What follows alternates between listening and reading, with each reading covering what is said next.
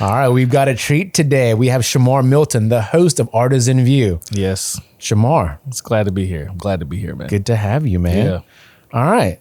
Tell us a little bit about why you started Artisan View. So the Artisan View project started actually in 2018 when my cousin and my best friend, we all graduated together. Oh, actually not graduated together. He went to, I think, another school, and me and my best friend went to McNeese State.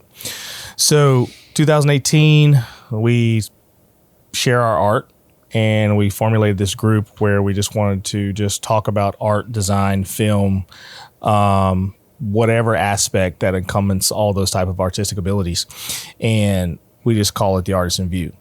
Now, it took a little bit of hiatus after one of like my best friends, one of the group members passed away tragically, and just started out this year with you actually inviting me to shoot 2 episodes here. This is my 3rd. So yeah. Well, great. I enjoy it. That's awesome, because you were telling me earlier the reason why you started it was because you wanted to give a platform for artists and creatives. Yep. I know how important that is, right? To give someone a voice. Where did you come up with the idea to create something like this? Like you said, Artisan View, you've always had this group of people that bounced ideas off of one another. Why a podcast platform? Dude, it's like, the greatest ideas come to you when you're in the bathroom, you're in the shower, you're in the tub, and you're like, crap, I got to run out and get a piece of paper because I'm going to forget it. So the Artisan View project came to me in that aspect. So I was actually taking a shower one time, and multiple times. So I always take showers. I smell good. But just sitting there, and I was like, crap, what about the Artisan View project? And then I presented it to my cousin and my best friend, and I was like, they're like, yeah, bro, we should definitely run with that.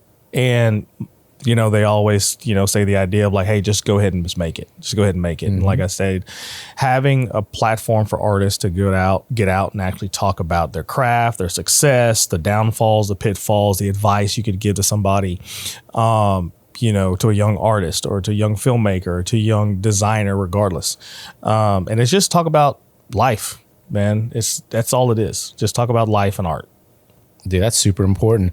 You and I met at what would you call that? Like a creative meetup? Yeah, the creative meetup. It was actually put together between me and Stuart Polton. And like I met him at an AF meeting, and people were like, man, y'all need to talk and figure things out. And I brought the idea up to him, and he was like, we're going to make it. And I was like, what? Mm-hmm. He was like, yeah, we're just going to go ahead and just put it together. Yeah. And I was like, well, let's go. And we did it, and we had a great turnout.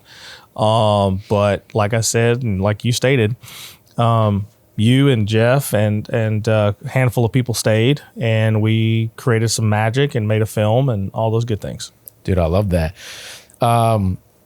So what's your most big claim to fame right now? Because there's so much that you've done. I know you're a VFX artist, you're a photographer, you're a videographer, right? You've done so much. What would you say most people need to know about you? Dude, and sometimes this is one of my pet peeves, and I can't really say it's pet peeve. I think the one thing is I hate talking about myself, and some people are like, dude, just talk. It's not bragging. You're just sharing your stuff. Well, I'm asking the questions, so you're really right? just answering questions, so right? There's 2. One was working with Factory VFX for Ford vs. Ferrari, and that got Oscar nominated. And we lost to Parasite. The film lost to Parasite for the best film, and I was kind of perturbed about that one. So close, bro. And then the second one was actually the Billboard Music Awards. Working with Factory VFX as well, again, for the Michael Jackson hologram, because that one was the last. Wow. Yeah, I did the rotoscope for that, and tracking for the hologram, and that one sticks out to me because that one, I was working in New Orleans, and my parents and my sister came visit, and they were about to leave, but then my dad, who at the time, God rest his soul, was taking a break from chemo. So he came to visit in New Orleans, and then they was like, you know what, let's stay another day. And then all of a sudden I looked and said the Billboard Music Awards was airing that night, and we all watched it. and they were very ecstatic about it because that was the last one my dad got to see before he passed away. So that one holds a very special place in my heart. You know, between the Billboard Music Awards with Michael Jackson hologram, and then Ford versus Ferrari. So where does Game of Thrones fit in? Dude, so it was a pitch idea when I first got hired in at Factory. And it was just me and the script writer or script reader at the office in New Orleans. And the owner of Factory VFX reached, you know, he came in and says, hey, we're doing a pitch for Game of Thrones. And I was like, excuse me? He was like, yeah. So then he reached out and said, hey, look, you're going to design a whole entire castle system. And then we're going to use that to pitch for Pitch Viz. And I was like, awesome. Are we going to have a team? He was like, no, you're going to design the whole entire thing. And I was like, great. Awesome. Okay. So I designed, castle system with gantries and stuff like that, and did a fly through and stuff like that. Dude, that's so cool. Yeah. That's one of the things that we were talking about when I first met you. He's like, dude, that's so cool, dude. Yeah. Like, I don't even know what this world looks like, you know? So what are you doing now? So I work for Lamar Graphics as a 3D artist. Majority whenever a client comes through and says, hey, we would like to put, like I say, a giant Coke cap or a 3D Sasquatch or any type of 3D prop, I'm the one that usually designs it. We quote it, and then it goes to milling, and we put it together out of foam. So don't you have to install these things too? I don't. So we do actually produce install guides to wherever it goes in the United States, that plant or that organization, part of Lamar, will go out and install those on the billboards. Dude, that's so cool. So you design things for other places. Yeah. Yeah. What's the furthest reach you've had? Oof. Let's see. Just on mine. Like Tennessee. your projects. Tennessee. And what was that? It was a 17-foot Sasquatch that has it's on crutches for a hospital. Yeah. All right, dude. What was the ad? What was the ad? What was the I billboard? totally forgot. It was just saying God, it's I think it's like 2 years a old. 17-foot Sasquatch. Yeah, on it's a 17. crutches. Yeah, Come and on. he had a smile and all that type of stuff. Looked like So he was happy. yeah, it was very happy. It was went to a hospital that it was very good. Okay. Yeah. So these are these 3D things you see that tower over these billboards and that pop out of them. Yep. Like Gordon McKernan does those. Yep. You've worked with Gordon before too? Yep. I worked with them. I worked there as their digital content manager. And then after that, signed on with Lamar. Very cool, man. Yep. So what's your biggest project that you're working on now that's not work related? Not work related. Give me a passion project. Passion project, script writing for a horror film. Oh, can you tell us a little bit about that? Yes, Don't tell us too much. I won't.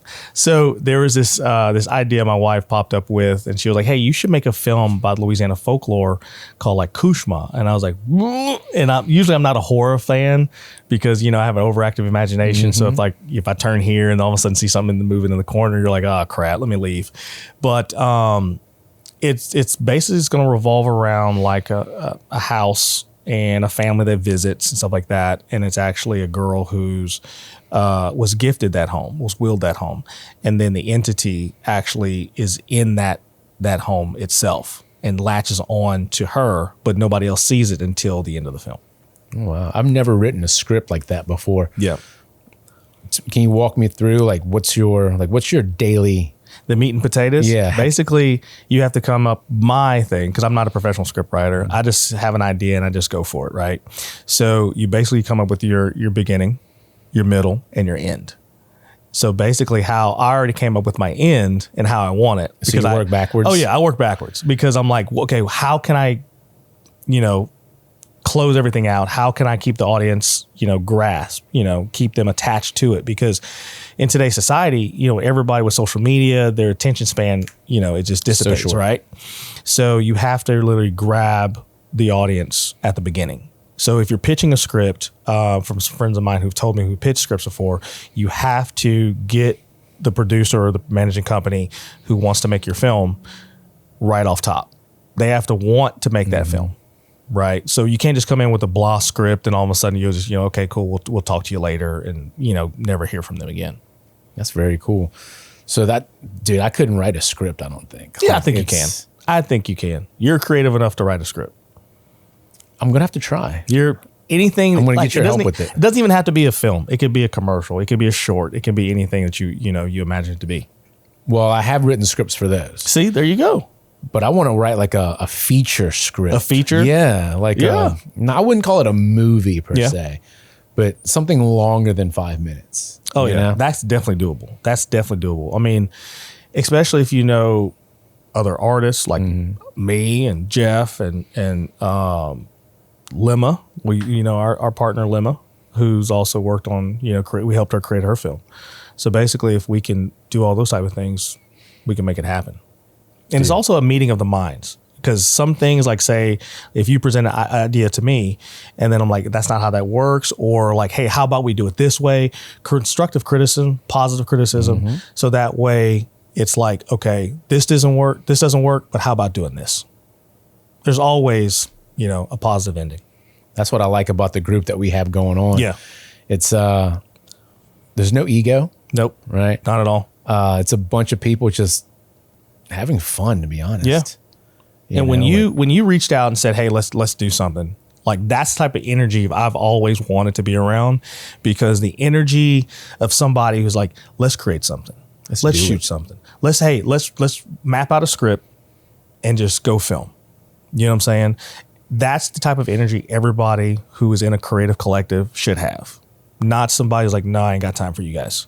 Or the people that you surround yourself with. You can always have a bad egg in there who's like, I just want to create my stuff and not anybody else's. That's selfish, man. Yeah, it is selfish. Nobody wants to hang out with people like that. No, not at all. And that's the reason why I like our group. Our group is very good, man. That's the reason I like our group. I've never been a part of a creative collective before. Usually I'm a very small group of people that do things. Yep. This is the first time I've kind of reached out, and it was all through the meetup at I Wander. Yep. And I had lunch with Stuart not too long ago. Yeah. Right. How'd that go? Great, man. Dude, I love that guy. Yeah. Stuart's Once awesome. again, he's a doer. He just does things. Yeah. Right. And that's the energy that I like to be around. Like, let's not talk about things. Let's do things. Like, people sit around and talk all day long, but I'm an action kind of guy, dude. Not just in movies. I'm an action movie kind of guy. Yeah. But in life, you have to take action. Action will lead to motivation, allows you to do more things. Everyone's got ideas. Everyone's an idea person, right? We can do this. We can do that. We can do a lot of things, but what are we going to do? Yeah. Right? What's it going to look like? When are we going to finish? Where do we deliver this thing? Yep. Right? So that's being around the right group of people will push you to do. Let's be honest. We all procrastinate. Oh, dude. Right? Yes. I have an idea book that has a lot of my ideas in it. Right. And I also have 2 hard drives, terabyte hard drives. And those have all my t-shirt designs, graphic designs, all that stuff in there. My cousin says, hey, man, don't be scared to put the stuff out. I mean, you can't take none of this stuff with you. You can't take your cameras with you. You can't take your SD cards. You can't take your designs, all that. I mean, you're going to have people that are going to hate on you regardless of, oh, man, that design sucks. But that's their opinion. It's not yours. In life, those opinions we sometimes gravitate to, right? We give them a lot more. You give them more power. Like, weight than they should deserve. Yes. You give them more power. And once you give them that power, they've got you, right? So it's whenever you decide to say, my opinion matters. This is my art. This is my design. Cool. You feel that strongly about it. Awesome. But what are you doing? Right? It's always the loudest, my dad's put it, the loudest can in the room carries the most noise. You know what I'm saying? And that's what I respect about you and Stuart is, like, you guys are doers, and surrounding yourself with people that are doers also influences you, me, to like, okay, I can do this more now that I have this group of people. Because sometimes, like, say, we've talked before, is you can't talk business with people who don't understand business. You can't talk design with people who understand design, right? Because, like, I used to talk to my mom. Well, I talk to my mom all the time. But anyway, I would try to break down visual effects for her. Or I would do the same thing for my wife. My wife would be like, oh, okay, cool. But then she was like, wow, you actually did this, this, and this. It's Once like, they see the end product. Yep. It's the end product that gets everybody excited. But the meat and potatoes that goes into the process. You know, it's like when you're making spaghetti. You don't just put noodles and wind up with spaghetti. You have that whole entire process. You have to cook it. You have to boil it. You have to season it. You have to do your meatballs. You have to make sure it tastes right. And then you have your end product. Everyone just sees the end. Yes. That's all they focus on. Yes. Like, why can't I make spaghetti and meatballs? Because you didn't go to the grocery store. All right. Yeah, man. You didn't buy anything to make it. Right. So I like what we're doing now. I have a new saying, done is better than perfect, because perfect is never done. Yep. Dang, sorry. No, you're good. Because I often am paralyzed by perfection, right? It has to be perfect. People are going to talk about it if it's not perfect. Yeah. You know what? The people better than you, they won't talk down about you. All they're going to say is they're going to say, good job, keep going. Yeah. The ones who talk bad about you are the ones who aren't doing anything. Yeah. That's but 100%. yet we listen to them more than we listen to the people who are like, hey man, you got this a little bit more, right? Those are the voices that I want to listen to now. You can get 1,000 yeses or 1,000 applause and have 2 people come in and just degrade you and belittle you or say that sucks. And you're going to listen to those 2. But you know you shouldn't. No. The older you get, the more you start to realize that, once again, their voices don't carry any weight. Their opinions say more about them than it does about you or your work. You know how much effort you put in. Either you're proud of your effort or you're not, right? You know if you did enough, or you know if you didn't do enough, if you could have done better. If this is the best that you can do right now, you're going to be very proud of it. But I can promise you, if that's the best that you can do today, tomorrow you've already figured out a way to be better. Dude, I could tell you right now, for example, when you're saying that, like plus it and plus it and plus it. So we had I think it was my visual effects class at Dave School under Dan Smith, and one of the TAs, who's one of my best friends, we call him Veg, his name's Trent, and I was working on a sci-fi shot for our final, and he was like, and mind you, the school, like our class started around like 5, we were there from like 11 or so, and then worked after hours. So I would show him, I was like, Veg, is this done? He was like, plus it. Well, 2 o'clock came in the morning, 2 o'clock in the morning came, and I was like, am I done? He was like, now you're done. I was like, God, now I can go sleep. I turned it in. Boom. I got a 75, I believe. But anybody in that class, we were told, if you get a 95, I'll get you a job at ILM. And ILM is a big deal. Well, none of us got 95s. We all got C's, low C's, and we just we left. We went to the bar, we drank, and just got happy because we passed the class. But it's like, there's always people that see the best in you because they know your potential. And that's the people. Yeah, they don't. And settling is the worst thing. I've done it. I've settled. And then when you feel uncomfortable enough to where you're like, okay, this isn't me. This isn't what I want to do. How can I better myself? You know, like case in point, I graduated from McNeese State in 2007. I couldn't find a job in my degree field, and I went and built scaffolds for 7 years, I believe. And that will literally tell you like hard work. Like I'm not, I'll do hard work. I like to work. I like to just be busy, work on my hands, all that type of stuff. So, it didn't matter. And I like to make my own money. I don't like people taking care of me or anything like that. I didn't like my parents taking care of me. Like, man, don't worry about it. Something's going to happen. Something's going to shake loose. I was like, no, I'm going to go do this. So I mustered up the courage, asked my buddy's cousin, like, hey, man, you got a job for me? He says, yeah. So I built scaffolds for 7 years. And then at that point, I was like, I am done.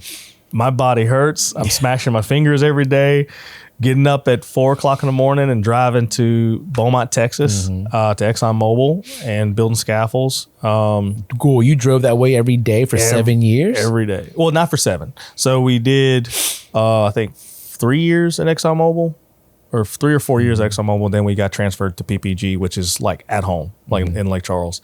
So we were very fortunate. We're like, oh, now we don't have to wake up at 4 in the morning and make that drive. So, it taught me a lot of hard work. It taught me like, hey, I appreciate everything that life hands me, because nothing's ever perfect, ever. And that I remember at, I think, 300 feet in the air, I was on a derrick on a, I forgot what platform I was on, but I was like, okay, I can't do this anymore. So I went home, jumped on DeviantArt, was looking at some different art and stuff like that and everything. And I saw this little side scroller that said Dave School. So I was like, oh, let me take the trip out here. So me and my mom, my sister packed up and we flew to Dave School. My dad stayed. And then toured the school. And I was like, this is where I want to go. This is where I want to be. And there was like phenomenal professors there who were actually, worked in the industry. And we were taught by great people. And went to school for, I think, a year. And then graduated, and our graduation was at Universal City Walk, where they showed our student film. And then got hired and moved to LA and worked on a TV show out there, and then moved over to New Orleans, worked a couple spots in New Orleans with factory VFX and hydraulics and so on and so forth. So you just kind of glazed over all these awesome things that you've done, right? Yeah, I guess. All right, we're going to go backwards. All right, Dave School. Where is Dave School? Dave School's in Orlando, Florida. It's on the back lot of Universal Studios. So you lived in Orlando, Florida. Yep. And you went to school on the back lot of Universal Studios for a year. Yep. Tell me some things about that. Man, it was very great to a point where they said whenever we're stressed, we can actually just go into the park. And Really? I was like, So you had free reign, it was like, we can go into the park? I said, yeah. I was like, so we'd like leave class and we're stressed out. Or like, oh my God, I don't know when this model's going to be done. Oh man, I got to make sure this is turned in correctly, because we were actually taught file structure. Make sure everything is in the file, so that way, if you're a 3D modeler, the animator can find where they need to find it. If you're a texture artist, you need to make sure they can go in the right folder and pull this. Excuse me. And also visual effects and all those type of things. So yeah, when we were stressed, we would actually go into the park and ride their, Ride the Harry Potter ride. And then, go and get a Ben and Jerry's ice cream and pass out on the green screen and be like, all right, time to go back to work. And I mean, it was very fun. I mean, our class, I believe, was by far the best class. We all still stay in contact with one another. We all bounce ideas off each other and say, how does this look? Or, hey, you checked out this animation, or hey, this got this new plug-in coming in.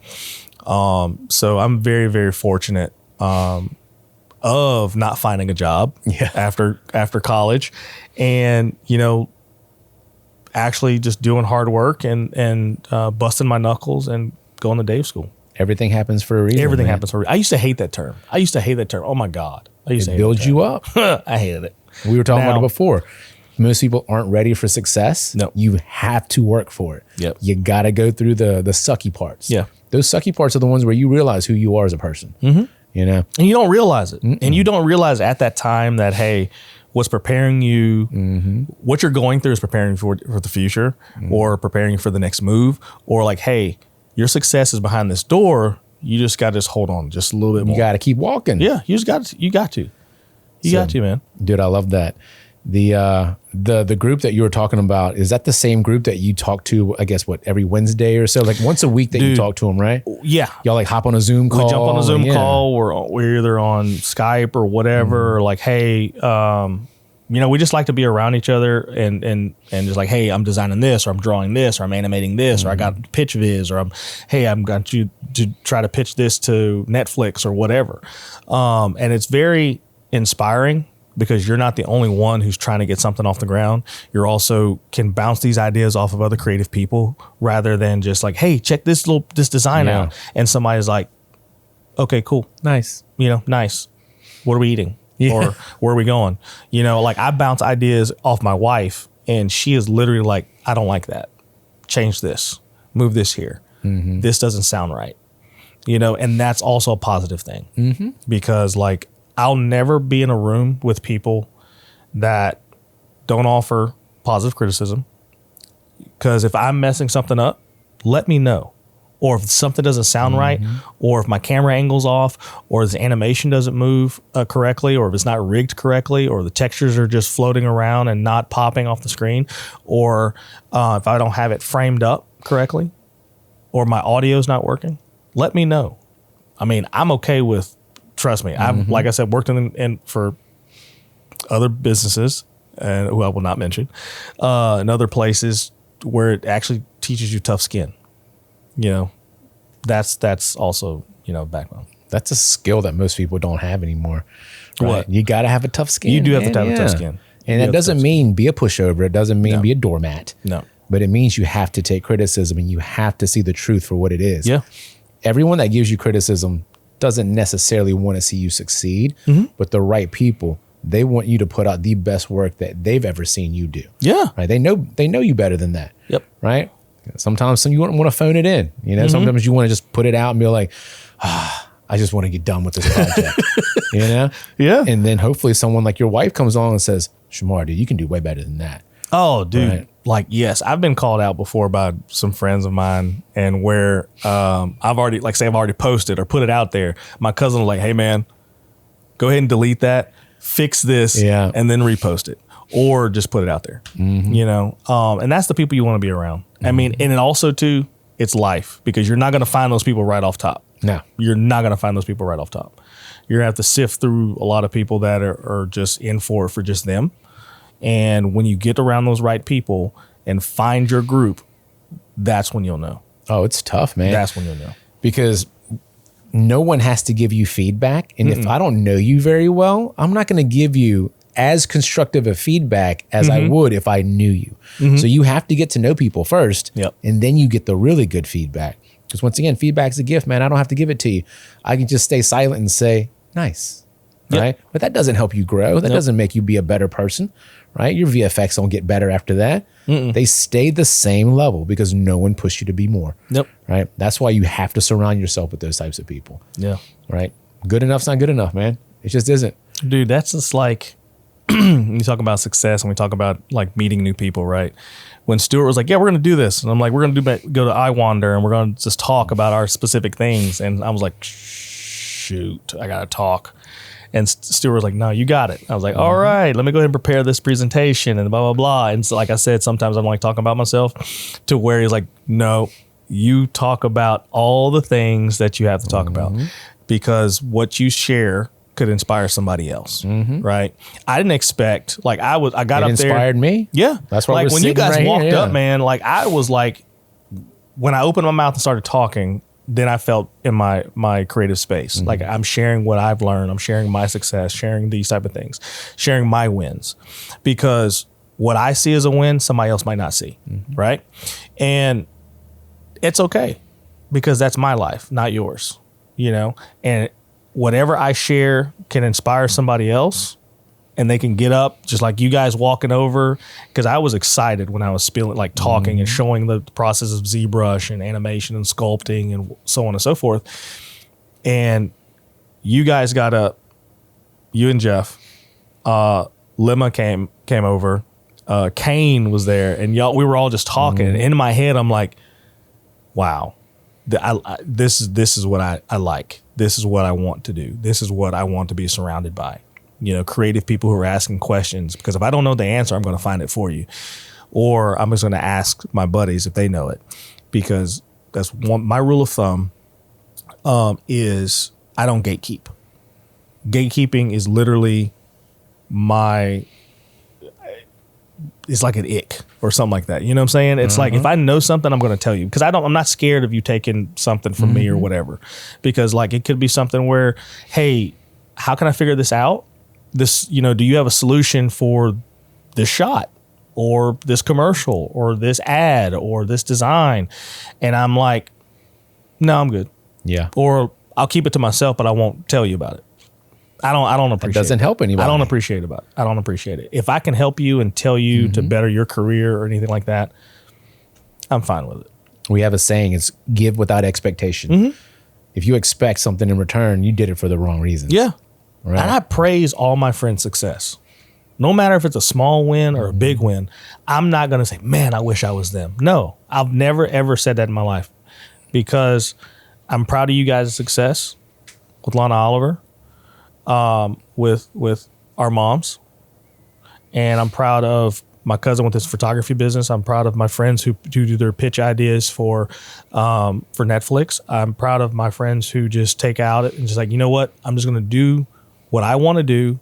I don't care what nobody else says. I'm very proud of that. There's a saying, comparison is the thief of joy, but there's a saying that builds on top of that resonates with me. Your success doesn't take away from my success. So why can't I celebrate your success? Right? Yeah. When you see people who don't celebrate others, you're like, bro, like it doesn't mean anything about you. You know, like you can be happy for someone else and still be doing awesome. Yeah. But if you think because they did well, they somehow took away from you. It's the I'm gonna say it's the dumbest thing ever. I totally agree. I totally agree. Because everybody thinks like, well, if I help them, they're going to take my job.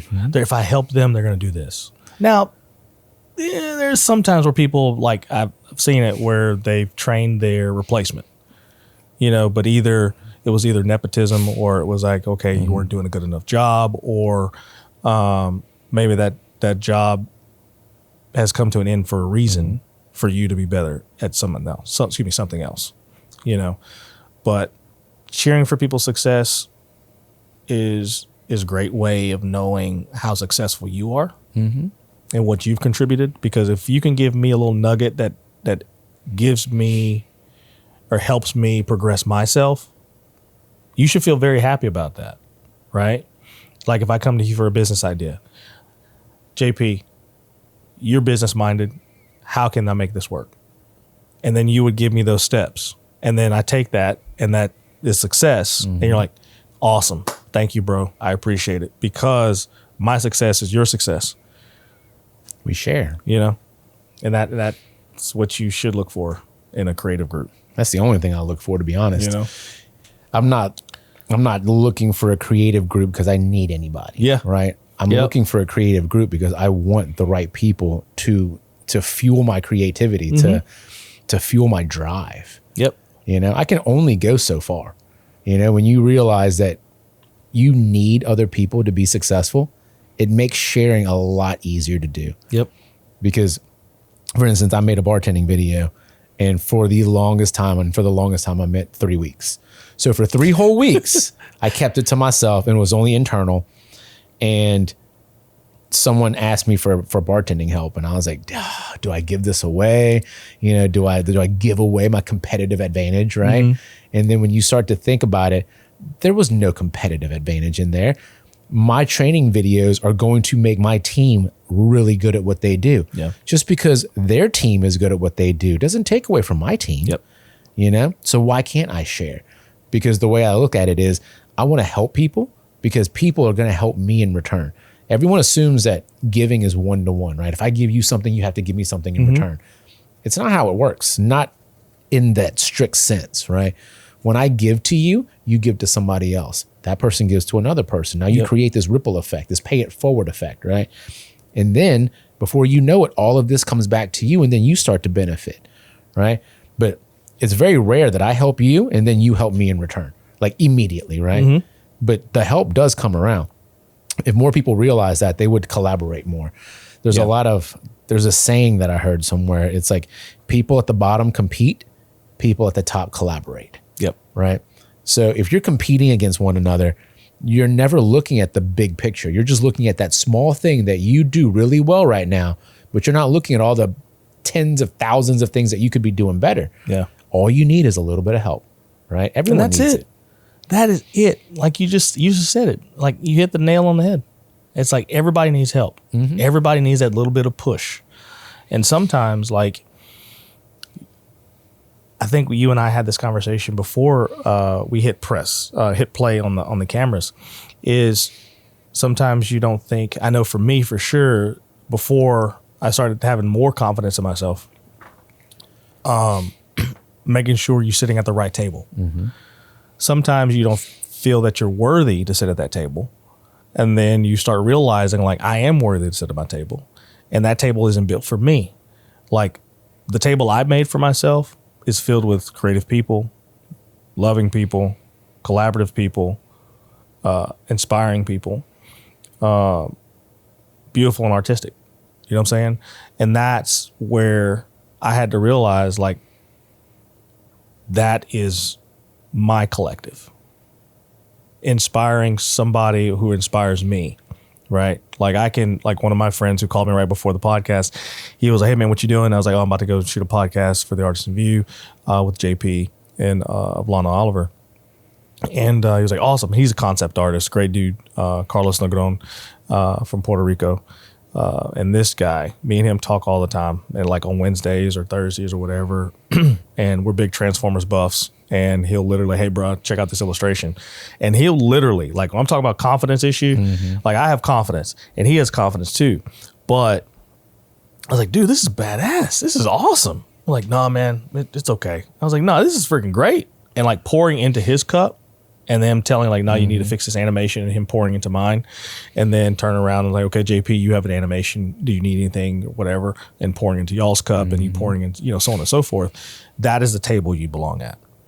Dude, I love that you started talking about pouring into cups, because that's one of the best analogies that I have for my life right now. It originally started with, you can't pour from an empty pitcher. Yeah, right? 100%. So you have to fill your pitcher. A buddy of mine told me the reason why you're able to pour into other people's pitchers is because your pitcher is overflowing. So combine that with how I fill my pitcher. You fill your pitcher with having the right people around you. Yep. Because as you're filling their pitcher, they're filling your pitcher. But if you're filling pitchers for people and they're never filling yours back, guess what happens? That's where burnout happens. That's when you give up. That's when you say, this isn't for me. This kind of sucks, right? But when everyone's filling each other's pitcher, we never run dry. Yep. And that's what I like about creating or being a part of a group that understands this is why we do this. Yeah. We don't, if you think about it, no one in our group directly works together, right? Like, Lemma doesn't work with us in any capacity, right? Nothing. Kane doesn't, like Michael doesn't, like none of us actually work together. Yeah. You and I don't work together, right? But somehow when we get together, it's such a good, like just, it's like a wholesome dynamic. An infusion of just creativity and talent, you know? Everyone's got great ideas and everyone brings the right amount of energy to it, and no one takes from us. Yeah. Right? We've been in circles before that people take, and guess what? We don't belong in those circles. We're not going to be a part of that. Yeah. So the taking circle is literally like, it just drains you 100% to where it's like, I, and you're like, oh my God, is this going to be like this all day? Are we going to do this all day? To where you're not feeling filled, to where you're just like, all right, just press play, record, whatever, and I'm done. So that way I can just go. And then I've been in those situations, you've been in those situations, and you're just like, I'd rather not do this. I'd rather turn down an expensive job, and I've done that before. Yep, we all have. Where somebody wanted me to film their wedding, and I just knew the type of personality the bride was bringing, and I was like, I'm sorry, I can't. You know, I was like, schedules, you know, we're booked out that date. Because it's just like, I'm not going to deal 12 hours all day, and I just ready to press record and walk away. You know? If they take that artistic like feeling away from the job, I don't think I want to do it, man. No, now, man. I will tell you this. I would love to say there's no amount of money in this world that would make me take that job, but that's a flat out lie. Yeah, it is. Right? It is. If you paid me enough, I would grit through it. Yeah. Right? The artistic feeling would come very green. You know, like I'd be focusing on that part. Yeah. Right? You're going to get an amazing product, but you're not getting it because I like what I'm doing. Right? You're going to get an amazing product because this is who I am. Yeah. And you're paying me a butt ton of money right now.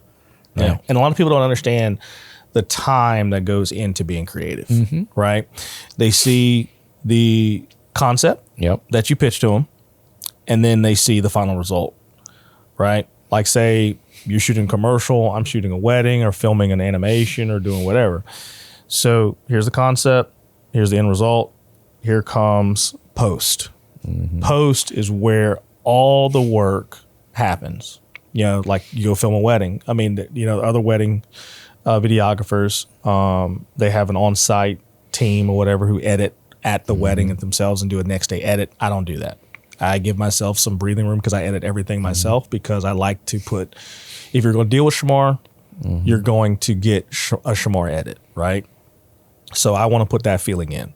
And, you know, when I capture it, my feelings go into it. Like, oh, this is a beautiful shot. The way they turn, the way the elegance of the dress, why the rings, so on and so forth. So that's the emotion you put into your work.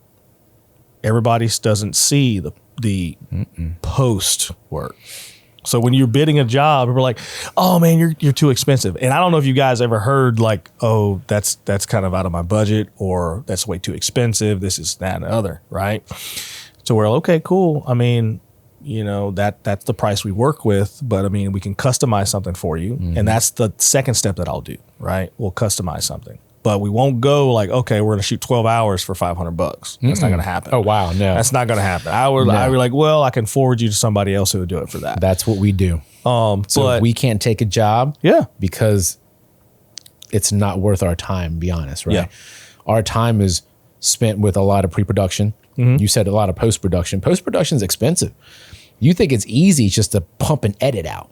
It's not like we just point the camera at something and then all of a sudden, bang, you have a video. Yeah. Right. There's so much emotion that goes into what we do, which is why I enjoy this. I enjoy editing. I really enjoy shooting because I enjoy shooting because I enjoy being there. I enjoy feeling what people are feeling. But when you take that feeling and then you translate it to a video, a 2D, you know, image, basically. Do you know how hard it is? You do, but do you know how hard it is to translate feelings to a moving picture, basically? Yeah. It's not easy, right? Because a fraction of a second matters, right? That right when they glance, right when they turn their head, right when an action happens, that's where the magic is. But if you let it run for half a second too long, the magic's gone. Yeah. Right? Yep. Your brain interprets a lot of things. So there's a lot of things you show people, but there's a lot of things you don't show people to get the feeling that you're looking for. Yeah. Right? Yep. So that's why, and we talk about the post-production being hard, which it is, but to me, arguably, the pre-production is even harder. Yeah. Because the pre-production is where you figure out what that final edit looks like before you even shoot anything. Yeah. Right? So it gives you a blueprint, a roadmap to get to that final edit. So I was talking to someone the other day about shot lists and why they're so important to me, right? A shot list is not a ChatGPT shot list either, because we were talking about this. ChatGPT has no emotion. So if you say, this is the concept, this is what I'm looking for, give me a shot list, it's going to be the most boring shot list you've ever seen in your entire life, right? Because it doesn't know emotion. Yep. So can you take that and kind of manipulate it into something that's good for you?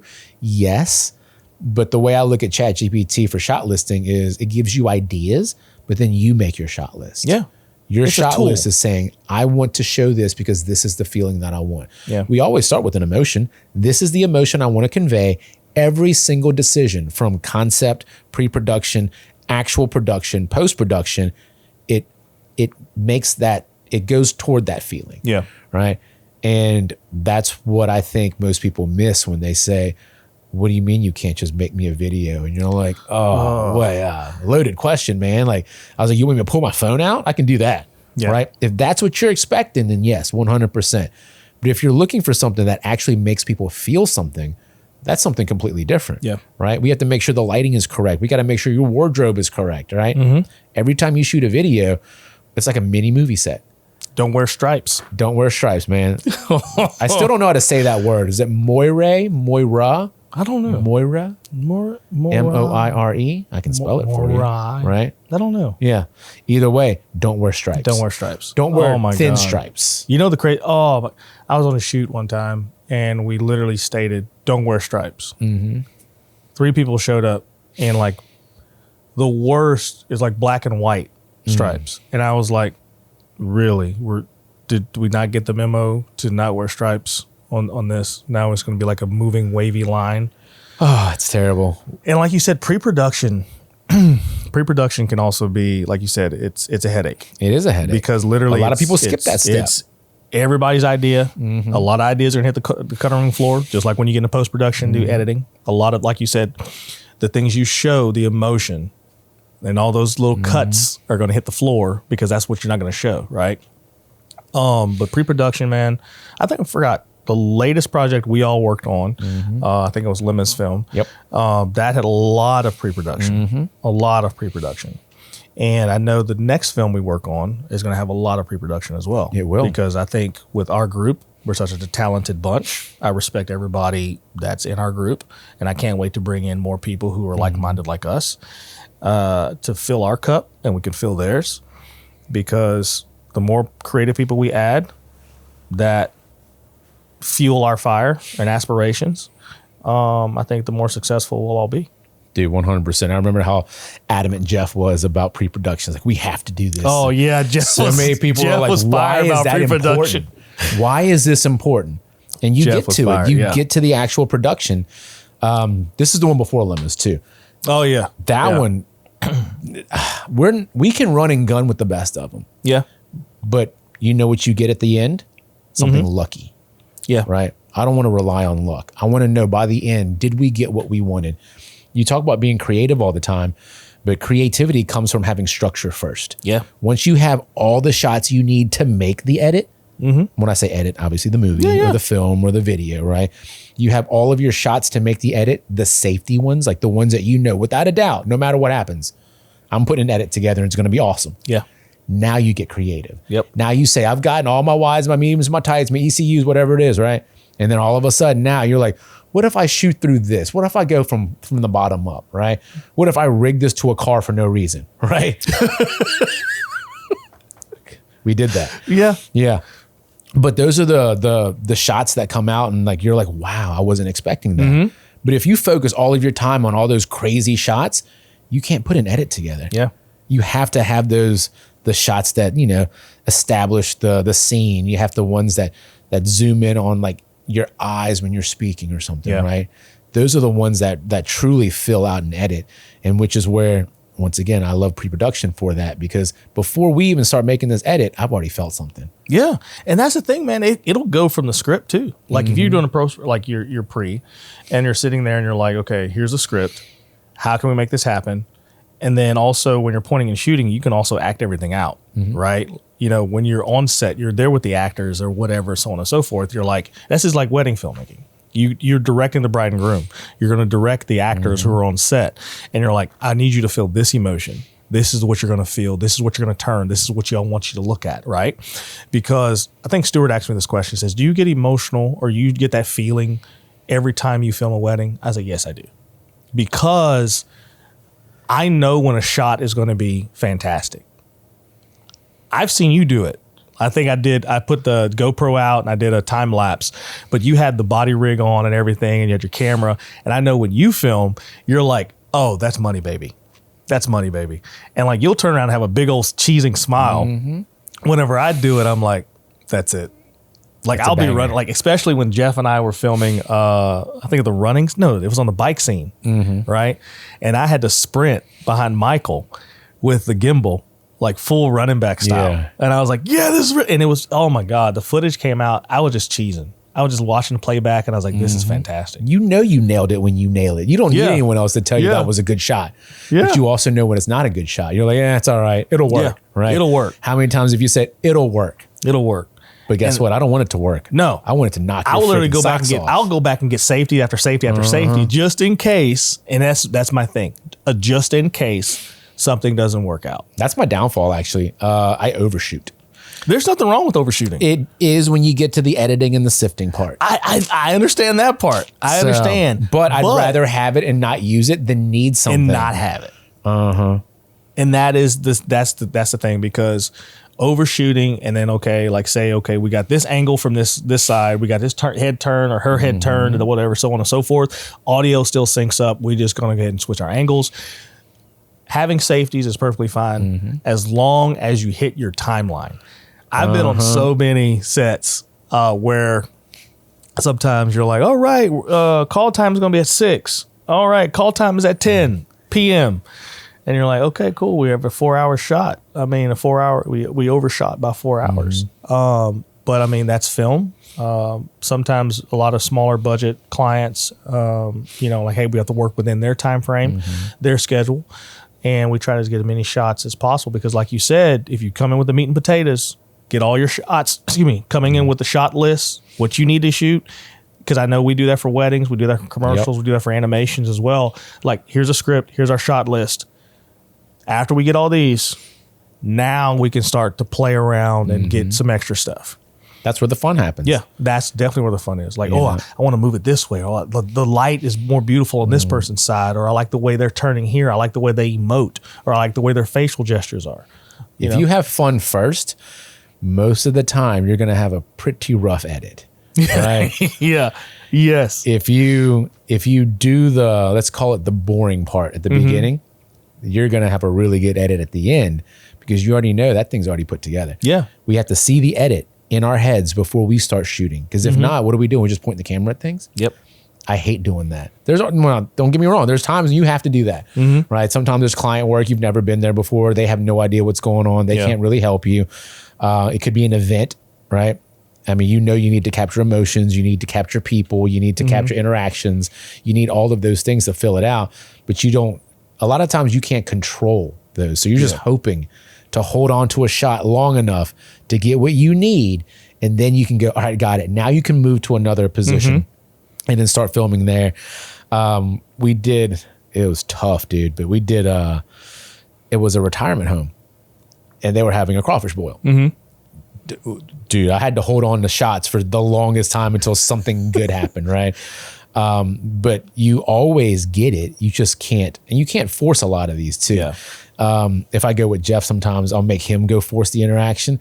Like, hey man, I need you to eat this cookie or something. You know, or I need you to wave or smile or do something, because watching or shooting something that doesn't move, you might as well take a picture, man. Yeah. So when we shoot video, it's all about capturing action, but action also has the emotion in it. A lot of times if you're just sitting still, where's the emotion? Yeah. Because this is a stagnant shot. I know leading on that, I filmed a wedding, let's see, 2 weekends ago or a weekend ago. That's right. And we were sitting there and the guys, the groomsmen were in there and they were all like, they looked at me and I was like, hey, I'm the videographer. I'm a friend of the groom. Yeah. Also, we went to play football together in high school. And I said, I'm just a fly on the wall. Act normal. And when you say act normal, everybody's like, I don't know what to do with my hands as I look at the camera. And all of a sudden I had to tell them, hey, look, talk about something that'll get you guys going, right? And then as soon as I said that, they just started like talking and then making jokes like, hey, the videographer's in the room. And then all of a sudden it led on to something else. And then one person overtook that conversation. This person took that conversation. Then it was like I was not even in the room at all.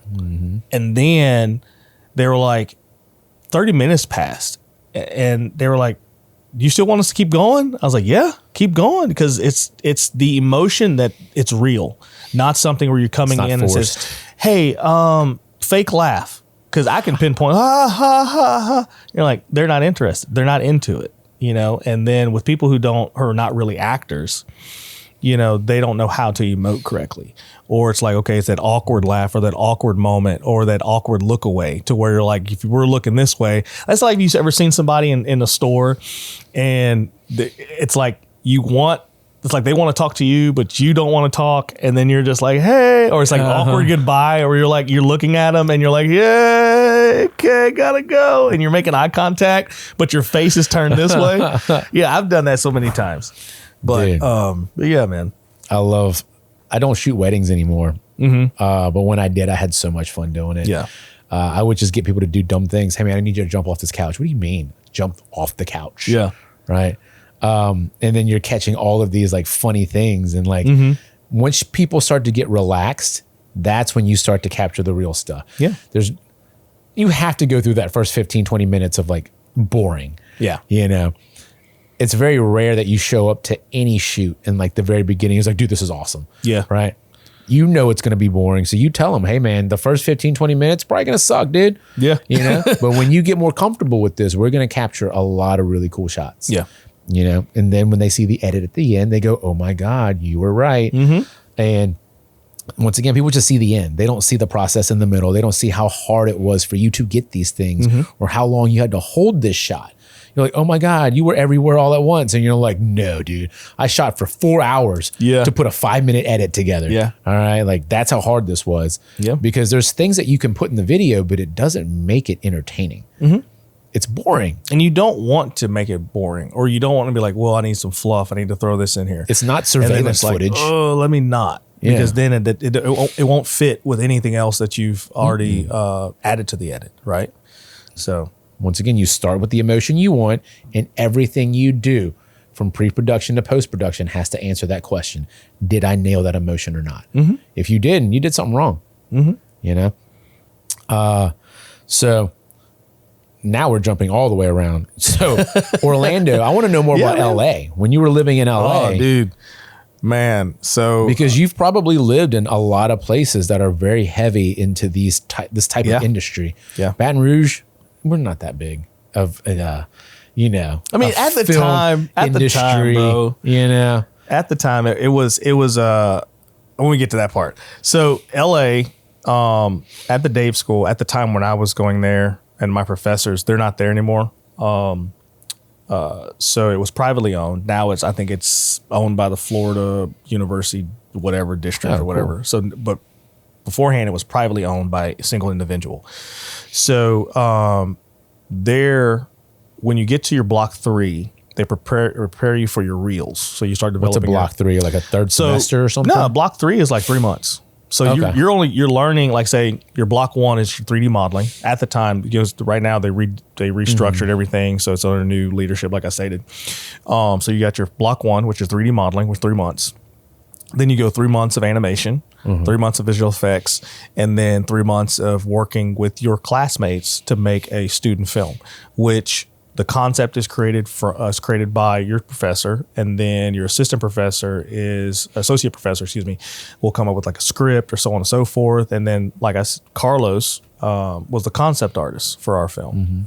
So he did like a lot of aliens, and we had to do head sculpts and 3D sculpts on those, and we had to do 3D digital tracking. But like after I graduated, one individual, Michael Keith, who's still there, and one of our professors, God rest his soul, Ron Thornton, who worked on the original Star Trek. He did a lot of practical effects for the William Shatner.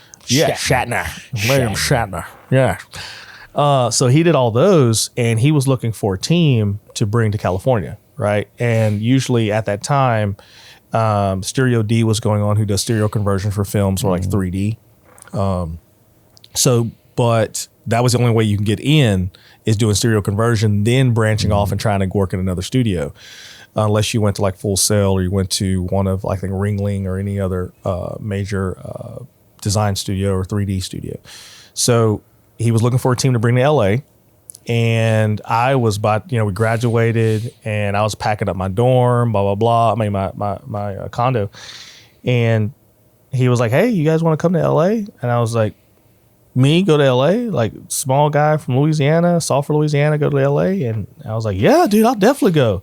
So we all flew out to LA. It was like, 4 of us flew out there. And literally that was the VFX team, 4 people. 4 people for a pitch for a TV show called Tribe of the Wild. It was by the park creator, Shuki Levi, who was park creator for Power Rangers with Saban. And he wanted to pitch this TV show. And we were like, heck yeah, we'll definitely do it. So we did that for a couple months, almost to a year. And then I left there after our contract ran out. And LA was beautiful. It was kind of like, when you go to LA and you see it on television, and you're like, you see like the Walk of Fame. You think the Walk of Fame is like this long boulevard of just people's names.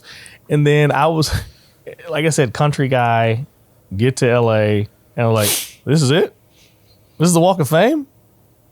And then you see people's like names and like alleys and stuff. And I'm like, oh, okay, cool. But I mean, it was an experience. And I tell everybody, who asks me advice, like, hey man, should I go to LA? Just go experience it. Yeah. Experience it. Go to the studios, put your name out there, meet with other people who are in the industry. Because there's tips that, they could share for you.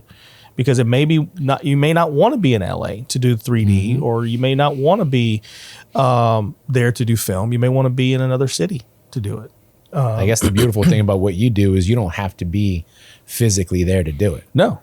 No. And now that the aspect that we can actually create our own stuff now, like, hey, I got this idea. I want to animate. I got these characters. Like, I was never the best 3D modeler in school at all, but I'll give you 100%. I'll give you 100%. You ask me to do something, I'll do it. And like meeting those influential people that we still hang out and talk, every day about our ideas is always a good thing. Because after I left there, I went and moved back home. Then I actually was only home for like maybe a couple months. And then boom, I got hired to work for Factory VFX and do the pitch castle system for Game of Thrones. We didn't get that contract, but we just needed to pitch it out. And then that's still very cool. It is. I was so nervous because I was like, oh my God, I'm not the best 3D modeler, but these guys have the confidence in me to do this. And I feel very privileged and proud. And I'll give a shout out Eric Christensen of Factory VFX, who gave me the strength, mentally and the confidence to, have confidence in me to do all those things. And then I worked on that. I worked on the Billboard Music Awards thing, and a host of other stuff for Factory. And then left there, worked at a sign shop for a little bit, because I think at that time they had to shut down that studio because the tax credits were going away for Louisiana at that time. So a lot of studios were leaving. Disney pulled out and moved to Atlanta at that time. And then moved back to New Orleans, worked for Hydraulics VFX, worked on this actually a very good sci-fi movie called Spectral on Netflix. Worked on Baywatch, worked on the commercial shot for Death Note when Ryuk like leans his head out and laughs. I forgot what else I worked on there for there. And then Skyline, worked on that. And then when that studio closed, there was a lot of studios closing. Sounds like it. Right? Jeez, it must be hard. It is. VFX is hard. There's a lot of us that, we stuck it out. We grit our teeth. And it's just sometimes where you're just like, okay, I need stability. At that time, people were jumping from job to job, trying to get different contracts or whatever. And you want to stay on something long term. So at that time, after that studio closed, I jumped to an event company.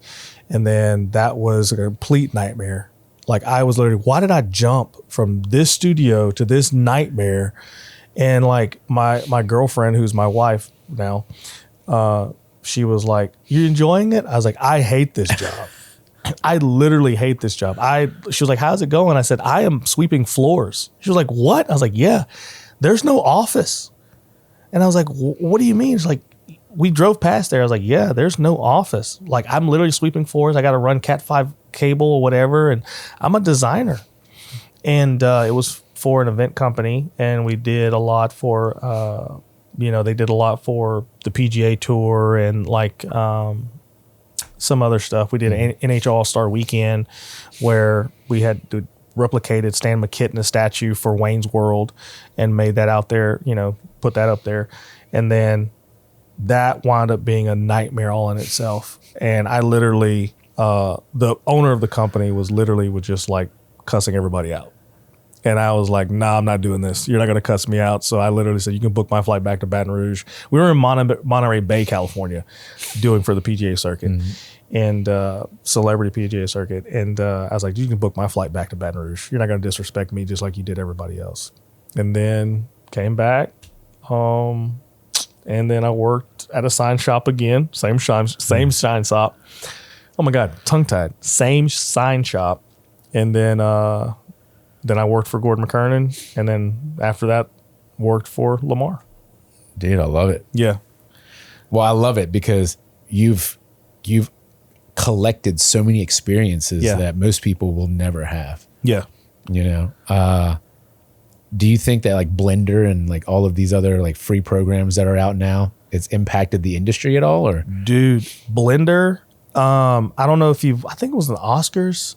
There was an animation it was a cat. It was, and that was done in Blender. Blender, because I would usually work in Maya, and Maya is a great program. But the artists that can't afford that type of subscription, because I work through it through work, but Blender is a free software that is put out where people can just utilize it at their exposure. And there's so many plugins that people create that you can use and create your own stuff and then try to pitch that. Or just like, you know what, I don't want to pitch anything. I just want to create something that I created. You know what I'm saying? Like you could be a guy who, like say, owns a law firm or just does construction or architecture and just like, I just want to create an animation and just keep it for yourself or your kids. You know, Blender is a great tool for people to learn. And I implore everybody who has an opportunity to learn Blender, just try it out. Dude, I'd love to learn it. I can't add another program that I'm learning right now. Yeah. You know, there's just so many out there. I want to start using AI more to create videos. Yeah. You know? Oh, I don't know, man. Like everybody, I think Stuart asked me about that. What do you think about AI? I was like, I don't know. If it's used as a tool, yes. Because I know Coca-Cola, and I started shaking my head at it because Coca-Cola last year tried to use AI for their commercial and it just fell apart. And every VFX artist was like, I just want to just smash my TV with a hammer. It is getting better now. It is getting better. I just don't know. You still need to know the aspects of filmmaking, VFX, animation, all those type of things, where lighting is going to be. You still have to know all those things. And it would be a tool for us to use because we already know those things or going to learn more about those things. We're somebody who says like, yeah, I'm a AI artist. Okay, what's your inspiration for this shot? I don't know. I just typed in a prompt. Yep. Well, how do you fix this shot? How do you fix the lighting on this? How do you fix its audio? Or I need the fire come up here, or I need water to flow this way. I don't need it to flow backwards. Like, well, I don't know how to fix it. I mean, yeah, it's going to get better, but you need to know how to fix those things. Because practically, you could set up a water sim in 3D, or you can set up a water tank, if you're doing a small level VFX. Dude, that's awesome.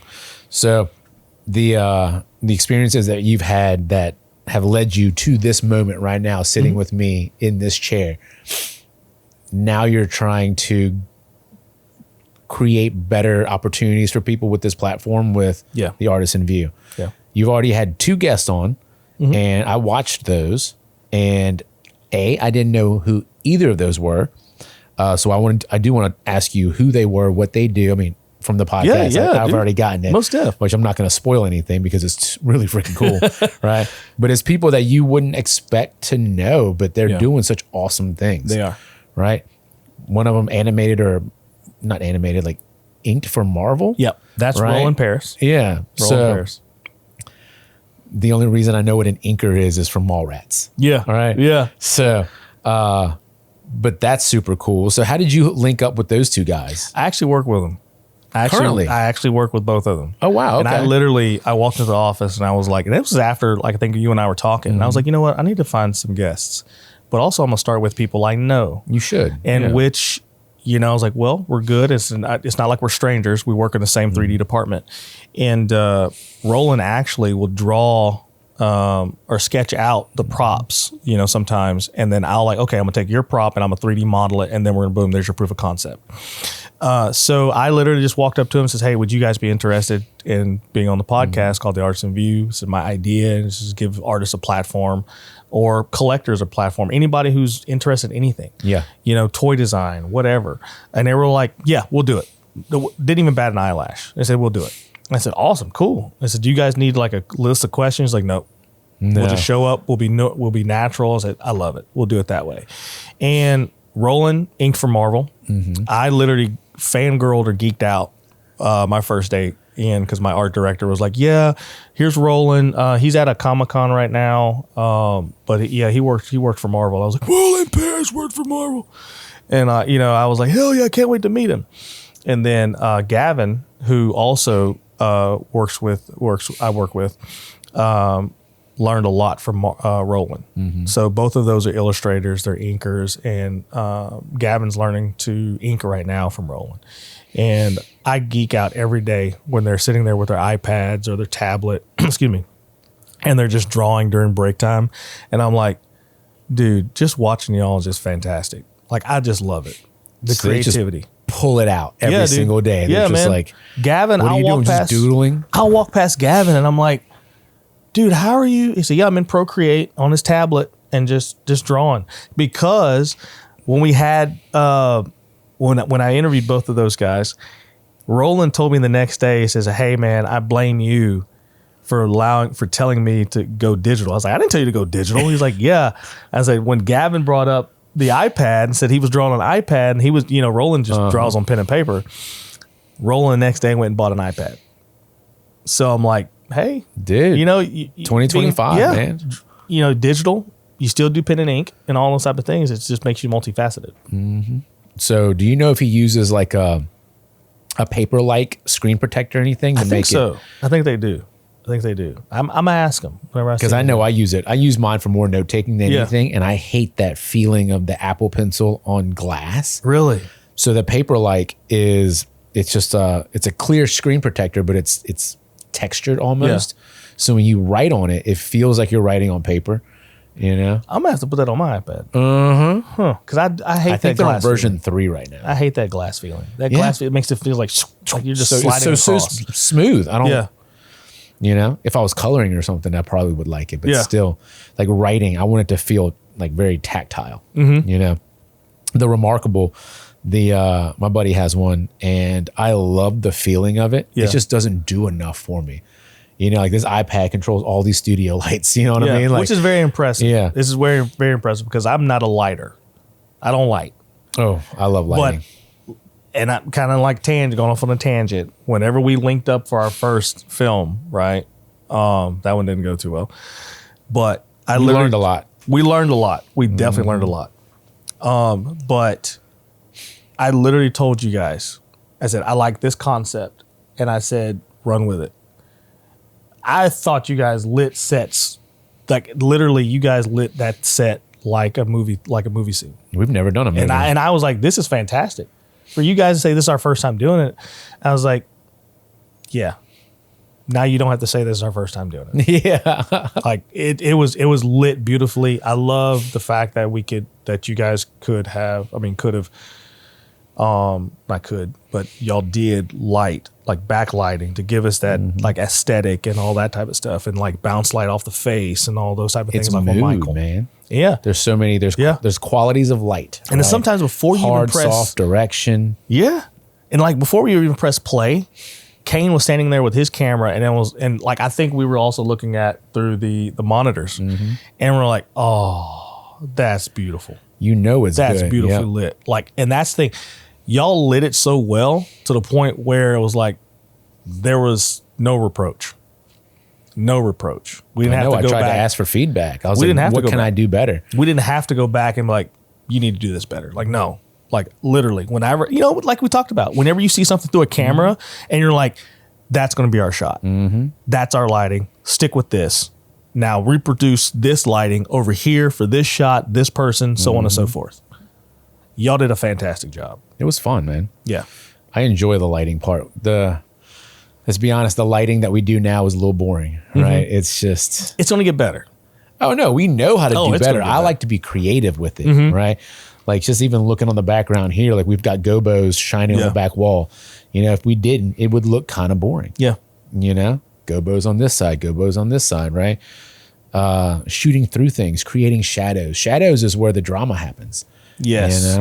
Too much light and you lose everything. Not enough light, you can't see anything. Just wait till we film the horror film. It's going to be fantastic. When we film that horror film, I know exactly what I'm going to do. Yep. I already know. And I'm going to have an overactive imagination when I go home, and I'm going to be like, I'm not looking in that corner. It's going to be mostly shadows, right? So you're going to have a lot of crushed shadows somewhere. But the darker something is, where the light hits is where your eyes go. Yeah. So you are directing the viewer's eyes to where you want it to go, which is why I love lighting so much. Like this is kind of boring, right? We're just lighting faces. But the thing is, it's like that's what you surround yourself with. You're like, okay, I hate lighting, but I have to learn it for weddings and filmmaking and all that type of stuff. Even for animation, you have to make sure the lighting is there, because when we talk about putting a team together, or when we did talk about putting a team together, you're like, I don't like lighting. I love lighting. Like you said, I love lighting. Awesome. I can just check that off. I don't have to worry about that. I can just worry about, okay, Depends on whose idea we run with, right? It's like now I can just, if you're writing the script, I can just collaborate. Because I don't want to write a script. Let Lemon write a script. Oh, I can write. I like you know what writing. I mean? Like, let you write the script. I write. don't want to write the script. Even Jeff's idea, like for the short we talked about during lunch, I'm ready for that one. Like I've been thinking about that one for a good minute. It's like 4 shots. Yeah, 4 shots, 1 location. That's literally it. And also, too, another inspiring thing, the BRUF, Baton Rouge Film Festival, that we went, all 3 of us went to. Yeah, that 3. I honestly think Baton that was Rouge inspiring. Underground Film Festival. Yeah, That was inspiring. Because I was like, that was very cool. I was like, we can definitely do this. I think Joe Carlton just finished up another film. Yeah, I saw it on Facebook. Yeah. We keep up every so often, but it was You should bring awesome. him on the show. Dude, I know, right? You should bring him. Joe. Well, actually, you should bring him. This is your show. Joe, you hear him, right? You hear JP? Jump on the show. Let's do it. We'll grab some beers at Smiling Dog. Ooh, they got some good wings, dude. I've never had the wings. Really? I go for the cheap burger night. Whatever that night is. When I is that forget. I night? don't know, like a Wednesday or something. Okay. Because the reason why we went for wings is because my wife wanted to beat me in pool. She didn't beat me. It's going to state the fact there. She didn't beat me at all. But the wings were great. And I Should have let her win. No, that's not how we do this in our house. There is no participation trophy. There is no participation trophy. Not at all. You got to earn it. No. And yeah, we had wings and Angry Balls. That is What's an Angry Balls? That's Fireball and Angry Orchard. Oh. Yeah. Oh, I can see that. It's a good holiday drink. That's not bad. You should put that on the menu. Dude, for the longest time now, I've stayed away from Fireball. It just does something to me now. Really? Like it's like, my buddy can't drink it without like breaking out in hives. What? Yeah. I just smile a lot. Well, we drink a lot. I smile a lot. So Like it's, I'm like, oh, I'm feeling this, and I'll sit there and just. He says, "You're good, dude." I was like, "Yeah, yep." Sitting there smiling. That's it. it tastes so good though. It does. You know? And if you mix it with Angry Orchard, Well, Angry Orchard's just good by itself too. but mix it with that, it's like Christmas.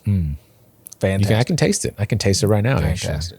How do we even get on this tangent? Actually. No idea. This is how they go. I don't go into any podcast with any direction. Yeah, man. Is usually just to get to know people and Yeah. let them speak about what they want. And if I have a question about something, I ask that question. Yeah. Right. So there's really no agenda to these podcasts. And that's the thing, man. Like sometimes you're gonna sit there, you see some people are like, I'm just gonna read from this pamphlet and like, okay, I'm done. Or it doesn't feel natural. It doesn't feel natural. You don't get that emotion from each person because then you're just contemplating, okay, what question I need to ask next, reading off a piece of paper. Because I can fumble on my words all the time, but that's natural. That's just how people speak. It should be, yeah. For my first couple of podcasts, I would cut out all the times that I would mess up or cough or something because it had to be perfect, right? And then I started to realize, no one's really watching these, right? Yeah. But it started off, my sister asked me the question. She's like, do you really think these podcasts are going to blow up? I was like, I don't care if it does or not. Yeah. It's not for them. It's for me. So originally I started doing podcasts because I wanted to get out of my comfort zone. Yeah. I've always been behind the scenes, super introvert, right? I would rather someone else take the credit for something than me, right? But once again, let's talk about 2025, man. Yeah. How you doing? Yeah. Shamar Milton. Nice. Yeah. Nice to meet you. That's why we hang out. Yeah, right. Go ahead and take the credit. I don't want it. Yeah. But now you start to realize that if people don't see you, they don't think you exist. Yeah. So if you own a business now, which is why this is so important that we do this for not just for us, but for everybody else, is if they don't know you exist, you're gonna miss out on opportunities, right? But there's no one's saying that they're gonna see this podcast. But when these podcasts are over, I give this to the guest, right? Yeah. So I give them the long form, which is the horizontal for YouTube, whatever they want to use it for. And then I give them a vertical, right? Yep. So these verticals, they can cut up however they want. We use Opus Clip to just take out snippets, right? But it's not the best, right? The captions will come out wrong, right? Every so often, or it'll cut out right before the really juicy part. Like it's still AI. So it still doesn't know emotion. Even though it says I'm cutting for emotion, it doesn't cut for emotion, right? No. It cuts out right before the emotion happens, right? And then, so I'll usually end up for, let's say about a 2-hour podcast, I usually end up with 45 to 60 like little shorts that I can give people and they can use this for whatever they want. So the more that you put yourself out there, the more opportunities come your way. No one knows all the things that you've done. No. Right? Like And that's the thing. Like, people will be like, you did this? Like, yeah. My wife told me one time, she's like, please just stop. Like, you really, it's not bragging or anything like that. Because, you know, back in the day, people were like, man, if you talk about yourself, you're bragging. No. It's not being boastful and being, excuse my French, an asshole. Arrogant. Yeah. Arrogant, uptight, all that type of stuff. Like pretentious. Yes.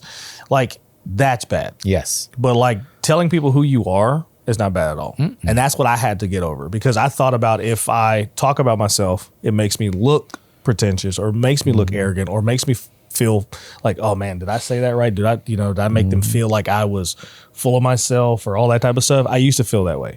And now I'm coming out of my shelf, because like, I used to be like you, what you said, I'm just going to go ahead and just film this, stick in the corner, and then like, let the work speak for itself, right? And like, because I was on Stewart's podcast, and he was like, wait a minute, you've done all this? I was like, yeah. He was like, dude, I didn't know this. Like, I have a best friend. Like, I have multiple best friends. It's not just one. But one of my best friends, she was like, hey, this is Shamar. He works on movies. He's done this, this, and this. And I'm like, son of a, God dang it. Yep. And then you're like, rat me out, why don't you? She was like, God dang it. Yeah, he does this, that, and the other. And then my other best friend, she'll be like, hey, yeah, he's a badass. And I'm like, no, I'm not. I just like to create great stuff. Like, I'll go to the movies and see, like, get inspired. You know? Should. I'll go to the movies by myself. Inspiration's everywhere. But I have a challenge for you. What's up? The next time someone gives you a compliment, say thank you. That's it. So do you know why people give compliments? They want to feel good, right? They want to make you feel good, which in turn makes them feel good. If you don't accept it, bro, it's like a slap in the face. Well, a lady, I went to Best Buy today, and this lady, I think she's like maybe 70 years old, and like, literally her husband passed me, and I'm just looking at Legos because I'm waiting for my wife to call me, because I got to pick up, Target pickup. And she was like, and I just smile a lot, like I said before. And she was like, I do too. I appreciate your smile. And I was like, hell yeah. Okay. Yeah. You're welcome. Thank you. I appreciate that. That's nice. That made me feel, I was like, yeah, okay. I have this thing that I'm doing lately, because you assume the people, especially the people closest to you, know how you feel about them, right? Like my wife or my friends or whatever it is, right? But they don't. Yeah. You assume they know. So every time I have the chance to say something that I like about what they're doing, I do it. Yeah. Right. And it's never like, you have pretty eyes, right? I don't compliment people on the things that they can't change. Yeah. I compliment people on the things that they work hard on. Hell yeah. Right. That's where the real compliments come from. I noticed that you spent all of this time putting up the Christmas decorations. I really appreciate you making our house look festive. Right. I didn't say all of that. I said, babe, it looks great. Yeah. So well, I mean, I told my wife, I was like, because she's a school teacher. And I say, look, I appreciate everything you do as a mom. You come home, you do this. And I'm the type of person that helps, like, will help. Like, okay, you got to grade papers. I'm gonna watch you, give the kids bath and all that type of stuff and feed them. And like, I tell her, it's like being appreciative of things. And I understand what you're saying. It's like, say thank you, be appreciative. And it's being appreciative. Show sometimes gratitude, it's just like, sometimes I think I haven't received that in a lot of the career choices or career moves, to the point where, like, yeah, I'm working hard, but there is no like, hey man, you're doing a great job. Not saying the people, your employer has to give you that at all, because they pay you. But sometimes it feels good to be appreciated. And I think the lack of appreciation made me feel that I wasn't being appreciated, or I'm just going to just, lean back away from the appreciation because I don't get it. My wife, my kids, my mother, my design colleagues, my creative group, creative collabs, best friends, that's, you guys make me feel appreciated, that, Good. and that's a great thing. That's a great thing. So I also think about when they don't show appreciation, I ask for it now. I ask, babe, you proud of me? Right? Because people get so busy and they're wrapped up in their own problems and the things that they have to do next. And it's very hard to sometimes like snap yourself out of it. It's not that they don't. I mean, I know I do, right? I appreciate the people around me. That's why they're around me. Yeah. Right. But that's not enough, you know, and I'm doing a better job of it now, you know, but once again, I get wrapped up in what I'm doing too, you know, like I'm busy, I got to get this done, or, you know, this is a problem I'm trying to fix right now and I don't really know how to do it yet. You know, there's a lot of things that cause us to not live in the moment. Yeah. Right. But I made a comment today. I was like, if I died tomorrow, I'd be happy, dude. I've accomplished so much that I wanted to accomplish. I've set my family up. I've done X, Y, Z, right? There's so many things that I've done that I'm extremely proud of, but I don't talk about those things. I talk about the things I'm going to do. I'm talking about things that I'm working on right now, right? But that's that drive. That's that ambition to do a little bit more, dude, just a little bit more, you know? What was yours? Like plus it or whatever? Yeah, you got to plus it, dude. You got to plus it. And that's one thing. Oh my God, I hated Veg for like, plus it. I was like, Veg, God dang, it's 11 o'clock. Is it? Plus it. How does this look? I said, no, add another flyer layer on top. You know, make the comp better. You need to get rid of this and green screen that. And I'm like, can I just be done? He says, plus it, plus it, plus it. And I was like, son of a gun. And then I was like, Veg, what about now? Send it. I was like, oh, thank God. Render it, put it in the folder, done. Do you need people like that to push you? You do. You know? If you do. When they push you, you know they care. You know, they don't have to push you. You don't. You know, they'd be like, that's fine. I hate those words. That's fine. Like, what do you mean that's fine? Yeah. Like, good, bad? Like, do I need to work on anything? Let me know if I need to fix this, because if I turn it in or whatever, no matter if you're cutting the grass, if somebody, it's fine. They're like, well, I just scalped the ditch over there. You know, like you cool with that? You cool like, with that? This is missing a big old chunk of grass. It's white right now. Yeah, it's going to turn yellow tomorrow. It's going to get scorched. You know, dude. But I love the fact that we have people around us that can push us, that can make us do a little bit more. Yeah, you know? And it's greatly appreciated, wholeheartedly on my end, because appreciation came in spurts. You know, when you surround yourself. So when you move away, you meet new people, and then, you know, you move away from them and you meet new people. And nowadays, you know, like you said, you give people their flowers now. You know what I'm saying? Because like you said, you know, you could die tomorrow or whatever. I'm very appreciative of everybody that I've worked with, I've collaborated with, I've designed with, who've given me positive affirmations. You know, working with you and Jeff, all alike, you know what I'm saying? Because without you extending your gratitude of like, hey, we got this podcast area coming up, or Stuart saying, we're going to make this happen. That idea of the Artisan View would have just circulated in my head, trying to figure out how to make it actually happen. Right. So giving you guys your flowers now and saying, thank you, appreciation from me is my thing. It's somehow selfish on my part too. I told you when I first met you, I was like, I'm going to make your dreams come true. Yeah, bro. But when I make your dreams come true, you fill my cup. Yeah, man. I need my cup filled. Yeah. So that's where the selfish part comes in. Just because I do something nice for you doesn't mean I can't get something in return. Oh, right? 100%. You know, everyone assumes that you can only do nice things, but you can't expect nice things in return. Yeah. No. I don't work with people like that. Yeah. And that's the thing, man. Like, working with you guys is such a great outlet. It's such a great outlet. Because my wife told me one time, and she was saying, before I met y'all, she was like, you need to go talk to some creative people. Well, because I would come home from work and I would sit at a desk and do 3D models and stuff like that, but nobody understood the process. And I was like, I got to talk to somebody. She was like, yeah, you do. You need to go talk to some nerds. You need to go talk to other people so like we can you nerd out, nerd out. So that way, I love talking about camera gear, dude. Like when me and Kane talk, sending y'all stuff and like, hey, do you got this new deal on Amazon? Check this out. Oh, I love buying new gear. That's what you said, you know. And when you nerd out with like-minded people, man, it makes you feel full.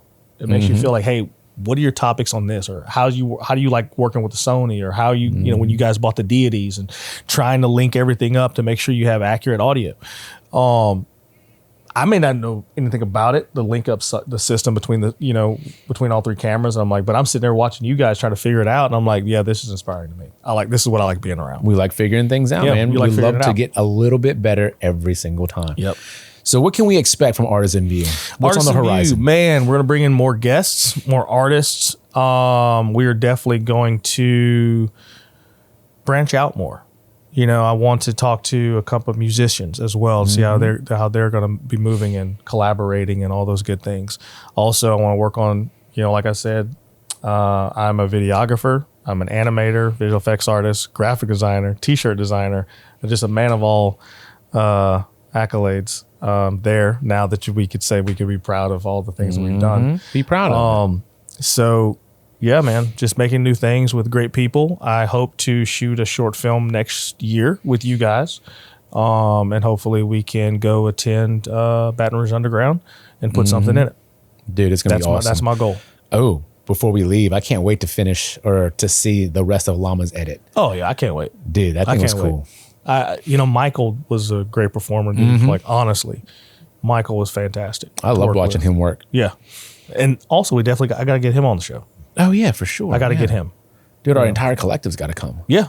And I can't wait till we do a wrap-up video for Llama. Dude, I know. It's going to be so cool. Yeah, it's going to be funny. Even the edit that she showed the other day, she was like, it's not done. I was like, bro, it's like... Yeah, but the thing is, she's going to add more stuff to it. She's added more stuff because, like she said, going through the edit, going through the folders and looking like crap, I have to add more stuff and more stuff and more stuff. Just to make it more interesting. Dude, she learned how to use Premiere Pro. Like, that's impressive. While going to class. Yes. At the same time. Yeah. That's impressive. Yeah. Because I'm learning Premiere Pro and it's tough. Yeah. Right. I mean, I've done it for 6 years now. I've been using this program. I'm still learning every day. Dude, Premiere always switch things out, and it's like, where'd this button go, or this, that, and the other. So, well, they're constantly adding new AI tools for you. Yeah. So, just learning, dude. I can see an edit in my head before I even start shooting now. So I was trying to. I'll have to send it to you. But I was talking to my daughter, we went to Sky Zone yesterday, actually. Yeah. So we were at Sky Zone and I just pulled my phone. I was like, all right, these are the transitions we're going to do, right? Like we're going to, I'm going to need you to touch the camera. I need you to fade to black. And then from there, I'm going to go from your back as you swing on the trapeze, Yeah. And then I guess there's a lot of trust because she didn't see this, right? She didn't see what I saw, but she did it anyway. Yeah. And then when she saw the edit, she was like, whoa. She's got this big thing now where she'll record things and then she'll say, it's okay, Daddy will edit it. And you're like, do you even know what that means? Oh, but Daddy does. But Daddy will edit Daddy will do it. Yes. She did her own like a YouTube a YouTube video where I can't remember exactly what she was doing. It was like some arts and crafts thing. And she was like, remember to like and subscribe. And she said all the YouTube things. And this was like 2 years ago when she was 4. So she was already doing this. So of course I had to edit this for her. Dude, that's awesome. Like my little girl, I had my Canon. I had the Canon with the, what's it, 80? I think the 28 to 70. Yeah, I had that on there and I had it on a tripod. It was in the office. And in my office, I have like all these cosplay helmets and the action figures and all that. I'm a collector. I don't care. I like Funko Pops, Marvel Legends, all that type of stuff, dude. Legos, all that. So I have this display and she comes in there. My back's turned and she's like crouching down behind the camera and was like, I was like, what are you doing? She was like, I want to take a picture. I was like, where's your camera? No, I want to use your camera. I was like, oh, don't drop that camera. Yeah. And then like I turned and she like picked it up off the tripod. I was like, no, Daddy will show you. So he lit it and all that type of stuff. And I kudos to that, man. Kudos to that. You got to teach them, man. Yeah. Because now video it's not an underrated skill. It's a very necessary skill now. Yeah. If you don't know how to edit videos, that's all you watch right now. Every time you pull out your phone, you're watching videos. Someone had to have edited that, as in put it together. Yep. It's never a one shot, like a oneer, And if it was, there's a lot of preparation that goes on. Oh my God. I've only seen, oh my gosh. I recently saw it where it was a one shot. And it was the most, I'm at the find it and send it to you, remarkable video. Really? Yes. I want to see that. It was fantastic. That's where I get a lot of inspiration from is if someone else can do it, I can do it. I just got to figure it out. Right? If you and the figuring out process is great. Yeah. The figuring out process is great because I had an idea what if we took the camera, somebody's running at a car, and I'll just play it through my head like how I want the shots to go. And like if somebody's running at the car and the passenger gets in the back seat, And then how can I transition from the cameraman passing the camera into, a handoff right into the system. And I'm like, okay, but I want to make it seamless to where you don't see the jut, like somebody jutting the camera, or that abrasiveness where somebody grabs something and you see the camera shake. I don't want that. I want the seamless transition of all, from running right into the car and then boom, taxi, whatever, boom, boom, boom, you're done. I asked a friend of mine who's an influencer, and you watch her videos and you're like, dude, those are so awesome. Like, how did you do that? She's like, a lot of takes. A lot of takes. If there's we shoot some UGCs and stuff. And if you realize how many times you had to say the exact same line over and over and over again, right? You wouldn't want to do this. You're like, this is a lot of work for nothing. It is. Or not for nothing, but it's a lot of work, right? So you have to love what you do, because if not, you will give up this. But once again, the more reps you get in, the easier it gets, and the more you learn how to do it better for next time. So I forget where I heard this, but when you watch somebody and it looks like it's effortless, it's because they put in hours upon hours upon hours of practice to make it look that way. Yep. But all you see is that end product, right? And you're like, oh my God, you're really good at shooting free throws. You don't realize this dude shoots 5,000 free throws a day. Every day. Right? Every day. It's that consistency that does it. If you do it for one day, you never get better. Right? Same with working out. You worked out today, right? You know that you can't work out for one day. You got to work out a bunch of days. Yeah. Right? Everyone assumes you do it one time and you're going to be awesome at it. We talked about that. I call it the whole YouTube University era, right? Everyone who watches a video automatically feels like they're an expert. I can do this now. You know what they did, but you can't do it. I can watch someone take a car apart. You give me a car, I'm not going to know the first thing to do. Nope. Right? I'm not a mechanic, right? But they made it look so easy because this person has been a mechanic for 30 years now. How he takes the screws off, how he loosens everything. I don't know why we're talking about mechanics, but everything that you watch that looks so easy to them, it wasn't easy at first. Yeah. And most people don't give themselves enough grace or time to realize that. They go, I suck. I can't do this. Yeah. And you're like, you just haven't done it long enough, man. And that's also too, is you just said that, teaching your kids, I'm not doing this. I'm not good enough, blah, blah, blah. It's we don't talk like that. And that's what I told my daughter. I was like, nope, I can't. Nope, we don't do that here. We don't say that. Try it. And then when they try it, when she does get it right, and it's a biggest joy for me internally, because I look at her and I smile, and she's cheesing big time because I did it. See, that's all you got to do. You got to try. When you understand, go ahead. Yeah, when you understand dopamine, then you understand why finishing things is so important. Yeah. So everyone's got a dopamine problem now. You don't have to be ADHD to have a dopamine problem. Every time you open up your phone, your dopamine gets sapped, right? So dopamine, it starts to trickle when you start anticipating something awesome, right? Like a payoff, right? So social media, you might see something funny, right? You might see something entertaining, right? Those are all things that you think are going to happen. Yeah. So every time you hit that Instagram, that TikTok, whatever button you press, right? You start to trickle a little bit. All right, I'm going to keep going, right? And you keep scrolling. Yep. But the problem with dopamine is you don't get the actual spike until you finish something. Yeah. So if you don't finish, you don't get the spike. And the problem with social media is there is no end to scrolling. Yeah, doom scrolling. There's no payoff, right? You're constantly searching for that. So it's just trickles. Yeah. Trickles. It's like brain rot. You get the dopamine rush and you're like, oh, that's great. And then you're sitting there and you're searching for that next high. Yeah. But that high never comes. So I do have a way of, let's be honest, my kids they're going to be able to use phones, right? We always talk about no tablets, and no, they're gonna, we all do. But here's how you limit that. The other day I was doing it, yesterday actually. She's really big into watching people with cakes right now, making cakes. So I let her watch cakes for 5 minutes. And I said, all right, I'm gonna set a timer for 5 minutes. When it's over, you have to get up and do something productive, and then I'll give you more time. She didn't want to do it. But what she did was she cleaned up the living room, picked up all the blankets, folded them, put them on the thing, made them look nice. I was like, you feel good? She's like, all right. So I was like, all right, I'll give you 10 minutes, right? But I was like, after 10 minutes, what are you going to do? So I'll give it to you, but you have to do something productive to follow it. If all you're doing is watching videos all day long, dude, your brain turns to mush. Yeah. But if you can couple that with something productive that actually helps something, that gives you like a definitive end, right? A payoff, right? Then I'm not going to say it's worth it. It makes it better. Yeah. Right. It's better than not doing something productive. Yeah. You know, but I also think about that. And we were talking about like writing things down. Yeah. Right. So the dopamine trickles when you're like, all right, I'm going to be productive today. And then when you write it down, you're like, oh, it feels good to write it down, but you're like, oh, kind of daunting. I haven't done it yet. When you finish that task, I don't know about you, I cross that thing out. Oh, 100%. And I wear that paper out, bro. 100%. It's not one line. It's like 1,000 lines. Yeah, because I want to make sure, like, okay, I did do it, not just like, did I do this? Because like we talked about before the podcast, it was like having a list and making yourself accountable, because you can always go back to it.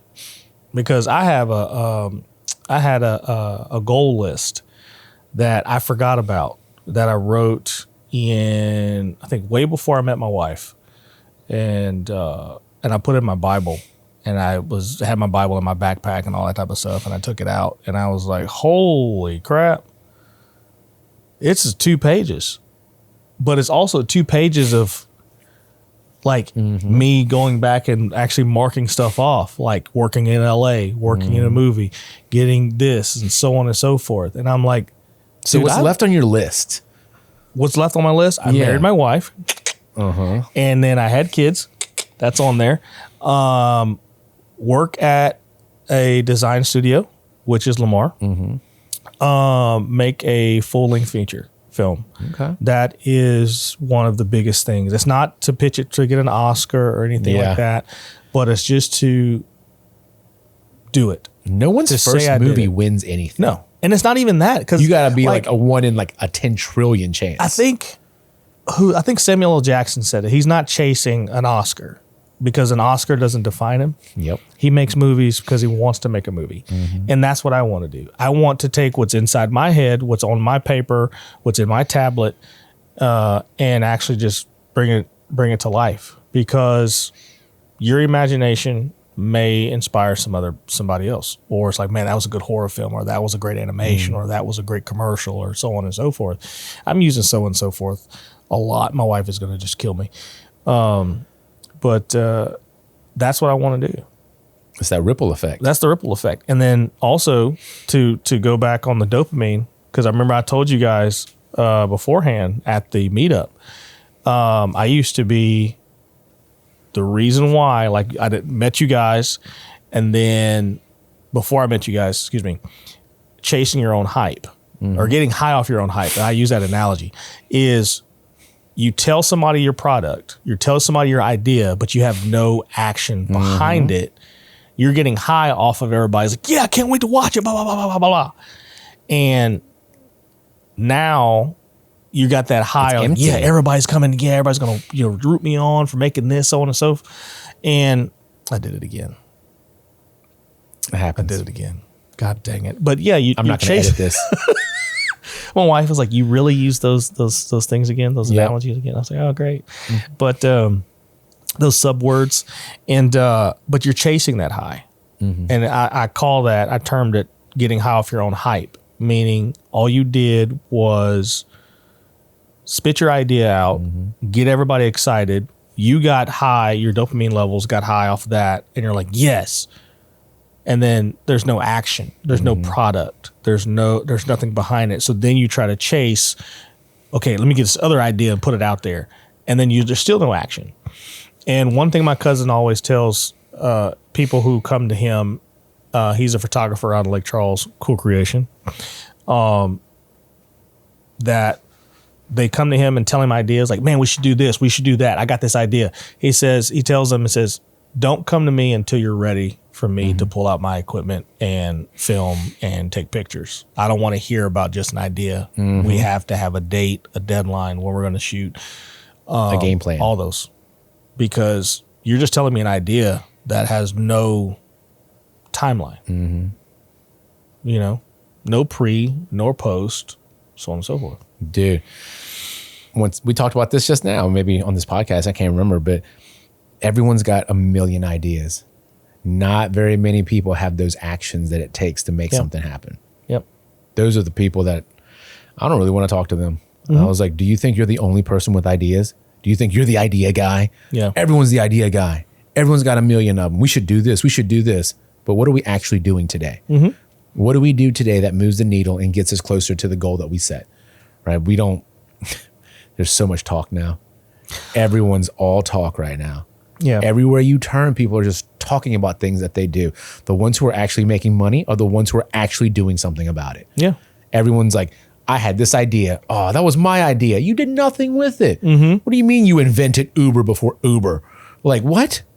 You know, like, how many times have you heard that one? Like, dude, it's crazy. I was like, dude, I had the same idea. Yeah. So do like a million other people. Yeah. This guy made it happen. Yeah. You know, and now that guy gets paid. A And lot. now you're like, but it was my idea. No, it wasn't. You didn't do anything about it. So, but I don't even know what time it is. Oh, dude, look what time it is. Dang. I know. Wow. Bruh, see, I told you before the podcast, like, we should not talk at all because last time we sat down, we talked for 45 minutes with nobody recording. And Well- that's the naturalistic about it. It's easy for us to just talk. If you notice at the very beginning, asking questions, that was a little weird. I was like, bro, I already know these things about like, you. So what should I ask? Yeah. I was like, so Artisan View, like, can you tell me about it? Yeah. I've never heard about this. Can you elaborate? Yes, it's where artists meet together and collaborate with ideas and have a free place to be around. I'm not going to talk in that deep voice. Bro, we might use that one to like tease the podcast with it. Welcome to Lana Oliver's Productions.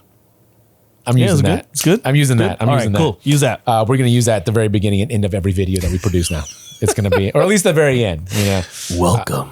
Bye-bye now. Yeah. So, dude, all right. So, when are we getting back in the studio? And do you know who that guest is going to be We're getting back in the studio with Gavin and Roland. at the same time? We're definitely going to meet with them again because they were an interesting bunch, and having them on set and on camera at the same time is going to be very funny. Where they can both bounce their creativity off of each other, and then I can be like, what was it, Mills Lane from Celebrity Deathmatch, like that, and just talk about art, comics, whatever, man. That's what we What wanna do. if, once again, we have ideas, right? Yeah. We need some follow through. Yeah. The idea, what if we sat down in these chairs with Roland and Gavin and we created something Yeah, and then we let it out loose into the world after the podcast? yeah, Now, what can we do? do it. No, like what can we do? Like what can we do that involves you as well, right? They're gonna design something. They're gonna do To something. where Roland and Gavin create you like make Jeff like the Incredible Hulk, make you like Iron Man, and put it on the front of a comic book. Is that a real thing? Yeah, they're the comic book covers. Like, Well, I know, have like, I know it's a real thing. No, they but have like, people. They have people that actually go to Comic Cons and like, hey, can you? And they're blank comic book sheets, like comic book covers, and they literally, can you make me this or so on and so forth. Whoa. Yeah. I will 100% stand in for that. Yeah, they're badasses. That's very cool. They're badasses. Yeah. Maybe that can be the direction that you take Artisan View, right? You can come on this podcast, but Yeah. before the podcast ends, you have to deliver something, something super cool. I don't know Yeah. how that's going to work. Let's be honest. That's not going to work every single time. No, not at all. No, it's going to take way too long. Not at all. But yeah, man, like having those two guys on here. Because if would be they're great. creating, they can't talk. No, they'd be like, Yeah. what is it again? Yeah. Okay, cool. But yeah, I think having them on there and then reaching out to other like-minded, influential artists here in Baton Rouge and Lake Charles and Lafayette, and then expanding our reach, and then going online and talking with like Carlos, who's in Puerto Rico, and then talking to Terrell Pickney, who's a great guy, a great director, and also a good friend of mine, Kiara Sally, who's a director as well out in Memphis, Tennessee. Bring them on, or if they, whenever they do come down to Baton Rouge, or we just do it online. Dude, that's very cool. We'll have to figure out how to do that with two people in studio with a third person remote. Let's figure that out. I think we can do that. Let's figure that out. Pretty sure I can use Riverside for this. Ooh, what is this, Riverside? It's just a online podcast thing, basically. Okay. It's It's almost like Microsoft Meet. Gotcha. But you can record podcasts and you can do a bunch of podcasty things with it. I've already used the free version of it, so I can't really tell you much other than that. Gotcha. I've only used it once for my partner Trent. He did a remote podcast, and I figured it out for that. But I also figured out how to use these cameras connected to Riverside, so we got the same audio that we would get from here. We got the same visuals from here. Yeah. Instead of having to use the webcam and the laptop speakers and the microphone on the laptop. So I do know how to do that part now. Yeah. That's the only thing I know how to do. But we should set that up so we can do it. We definitely do it. Well, We definitely do it. cool, man. Well, I was going to say it was nice having you on, but this is your show. Yeah, man. And I appreciate you telling me, like, hey, man, like the text message this morning, like, hey, it's off day. What are you guys doing today? And I was like, well, let's link up and schedule a shoot. I was like, hell yeah, let's do it. Let's do it. Let's definitely do it. But yeah, man, I appreciate the invite. Thank you for letting me talk about Artisan View. Thank you for asking about Artisan View. And wait, where's my camera? Looked over here. That one. And thank you guys for rocking out with us. Dude, easy peasy. Easy peasy. All right, bro.